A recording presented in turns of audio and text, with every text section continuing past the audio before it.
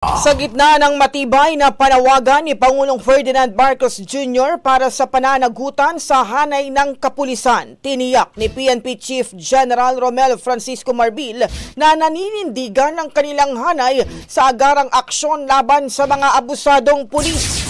Batay sa tala ng PNP mula April 1, 2024 hanggang April 23, 2025, umabot sa 3,611 na kaso ng irregularidad sa hanay ng pulisyang nalutas, kung saan 1,288 na pulis ang tuluyang sinibak sa serbisyo. Bukod pa rito, 172 ang na-demote, 1,456 ang nasuspinde, habang ang iba'y nakatanggap ng disciplinary actions tulad ng salary forfeitures, reprimand at restrictions. Maring iginiit ni Marbil ang pagpapatupad ng zero tolerance policy sa mga pulis na masasangkot sa katiwalaan kasunod ng ilang ulat ng pang-aabuso. Kabilang dyan ang insidente ng pagkakaaresto sa 7 pulis sa umunay nangikil sa isang negosyanteng Chinese at checkpoint sa Parañaque at ang pagkaka-relieve sa ilang miyembro ng District Special Operations Unit ng Eastern Police District.